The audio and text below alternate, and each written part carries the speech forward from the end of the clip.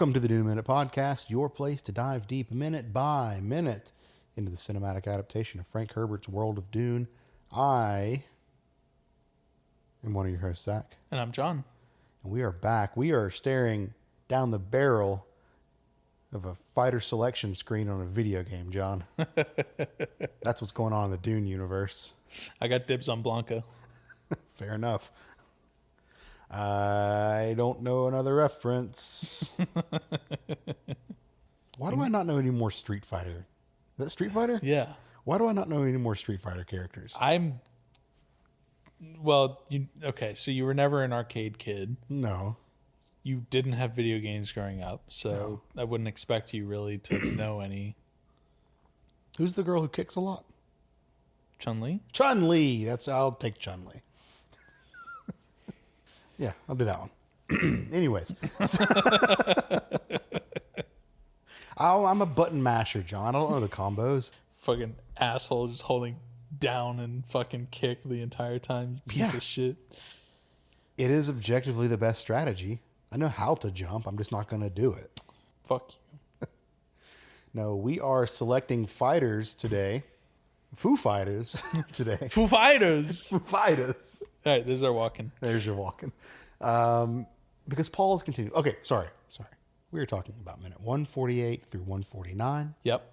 Paul is continuing. So last episode, we left off with Paul saying stand, which is one of my favorite Stephen King books. It's a very good one. Very good one. And he continues today by saying, or choose your champion. I think it was strange because Shaddam's already standing. Yep. I get the spirit of the words, if not the letter of them. Sure.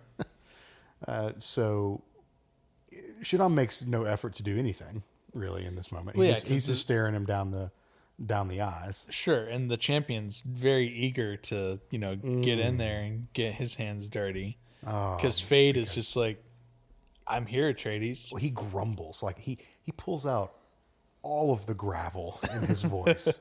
He's like, I'm here, Atreides.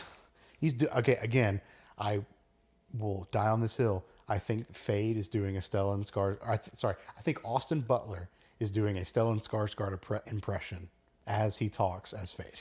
Yeah. Well, I mean, he is now the Baron Fade Rotha Harkonnen. Yeah. Nah, Baron, no more. Nah, Baron. He's just straight Baron. Nah, Baron? Nah, Baron. Yeah, exactly. There you go.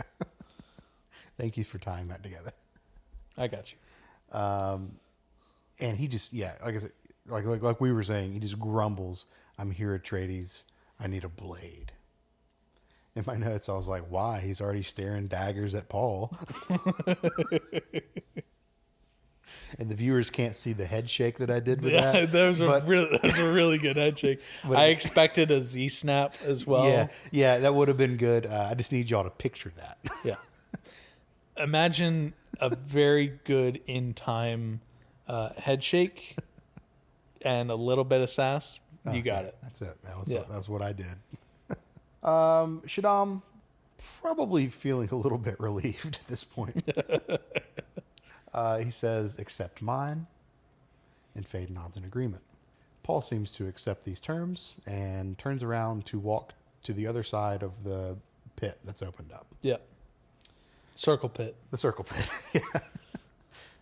They're going to get the walls. Wall of death. Wall of death soon, yeah. Yeah. Gurney and Chani looking on. Gurney looks like battle ready. He's like, fucking let's go. Yeah. And Gurney's very quick to like intercept Paul here too, because he's just like, hey, no. This is me. Don't fucking get your hands. He says, do not stain your hands on this animal. Let me deal with him. Which is the closest that this minute comes to being book accurate. Okay. Because in the book, Paul does not stare the Emperor down and say, you and I are going to fight, or you got to pick someone to be, your proxy or whatever. In the books, either Gurney or Paul, I can't remember, one of them says, hey, Emperor, I hear you got a fucking Harkonnen in your midst. And Fade's like, I'm not gonna come out right now. And, I heard you got a bitch with you. And Gurney's like, let me at him. I need a Harkonnen. I need to get me a Harkonnen. And he even says at one point to Paul, he said, but you said I could kill a Harkonnen. So that is when Fade steps out and we get kind of the continuation of what we're going to talk about. Sure. But the pretense in the book is not necessarily I'm going to kill the Emperor. It is going to be, or it is, hey, I hear you, there's one last little Harkonnen kind of worming around here. We need to go ahead and take care of that little problem. Yeah. So, yeah, a little bit different. But this line, do not stain your hands on this animal, is a paraphrasing of something Gurney does say in the books where he calls the Harkonnens an animal after Paul basically says, actually, Gurney, I'm going to take this one. Well, we do know that Gurney does not see them as human. Right. They're brutal. Brutal. So fitting for him to call Fade an animal. Right. But Paul's just like, nah, dude, it's my burden, Gurney. And, rightly so, because Paul has seen what is going to happen and how this is going to play out. And I'm sure he's seen Gurney Halleck die to Fade Rotha many times in his possible futures. Yeah. Now, as much as I love Gurney would absolutely get his ass he's torn no the fuck match for Fade, Yeah. especially after just coming off of a fight. Yeah, Gurney and Rabin, different story. Sure. Fade's a whole different beast. No, that's Rabin. Oh! Who's on first, John? Fuck you. Beast mode. So Paul starts to disrobe, literally taking his robes off. Yeah. And Fade is like tightening his armor. And this attendant or someone from the court, Member of court, yeah, comes, behind and, back into the left, or back into the right. I Yeah. guess.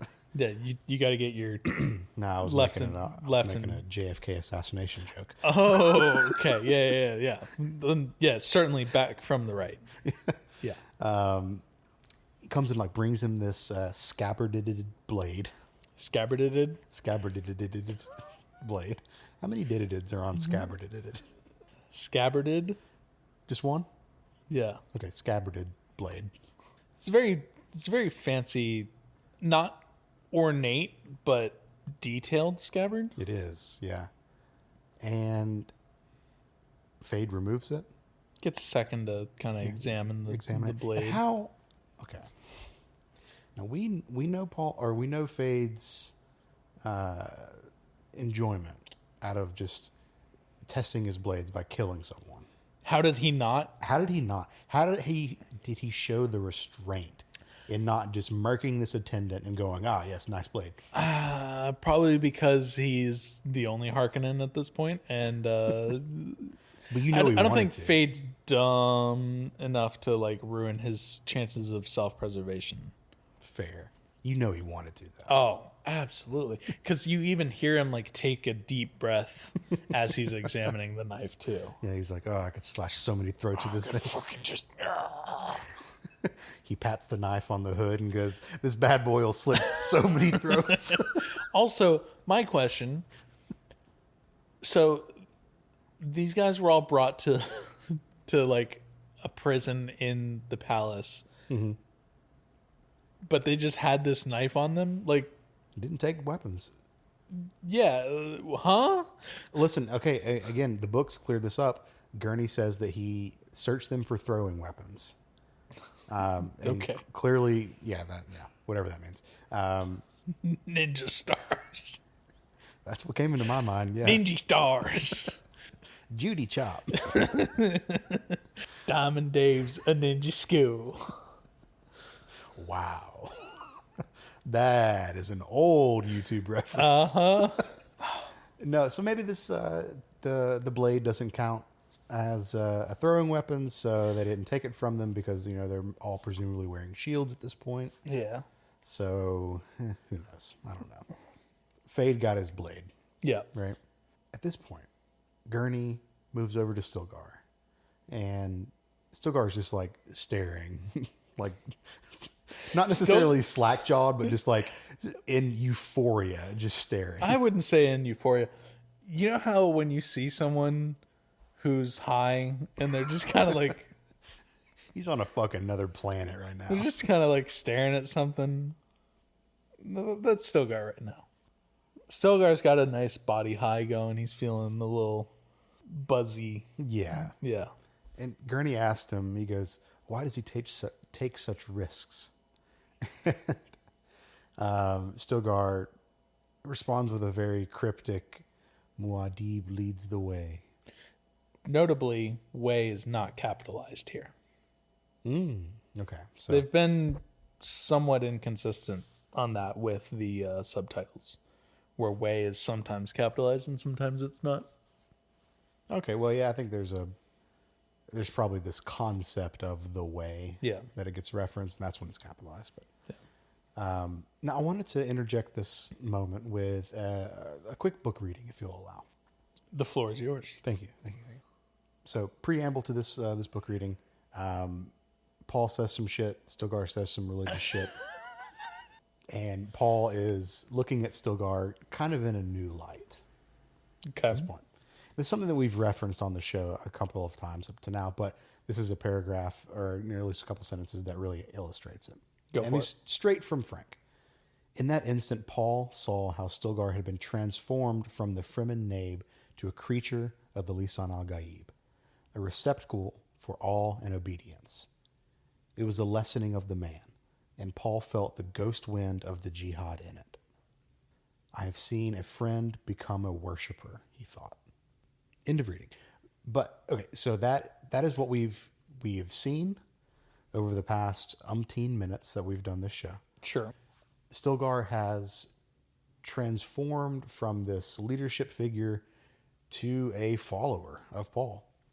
And I think that the phrase in there, it was a lessening of the man, is very apt and very relevant here. Because I do feel like Stilgar's character has been boiled down to a single note Yeah. over the past, call it 30 minutes of this movie. Or really ever since Paul has started to do his Messiah bullshit. I would say since Paul rode the worm. Yeah, that's fair. I guess the pre-worm talk was the last time that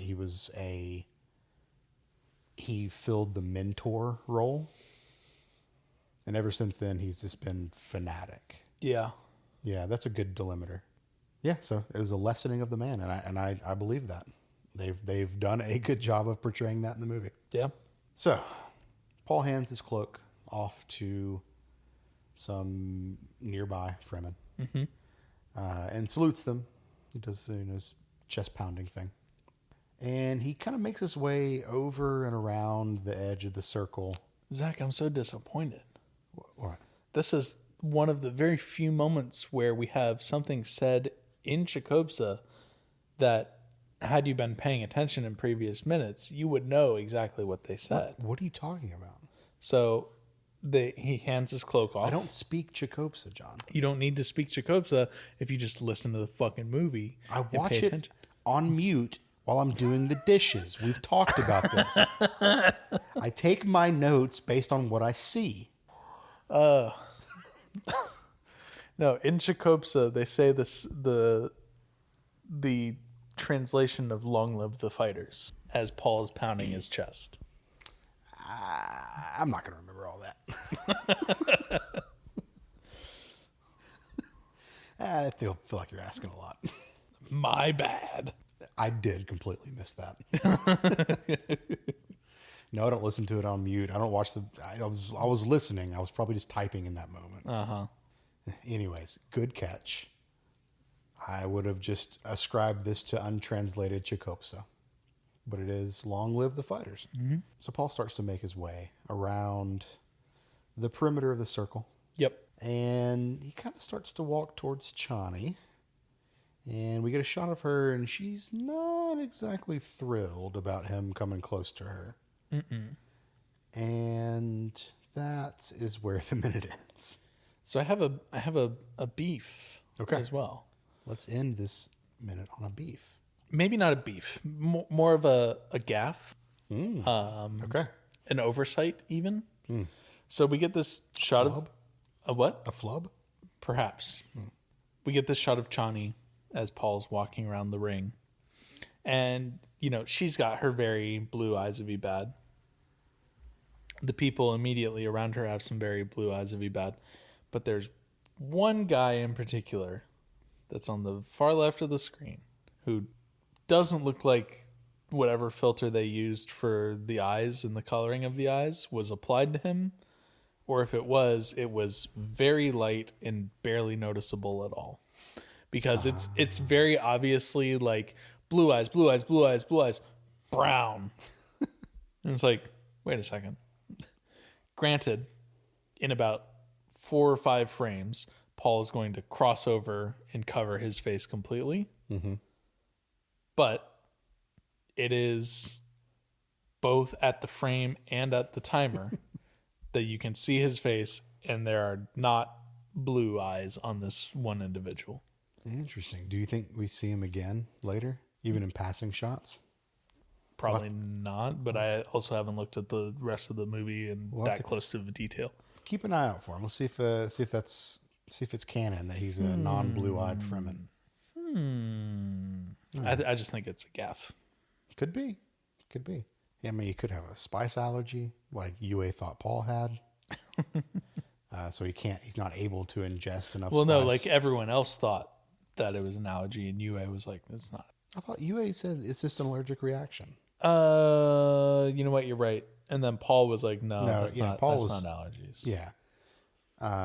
So maybe this guy's just got an allergic reaction to, heavy doses of spice, so he's not able to take it. So his eyes really haven't turned blue.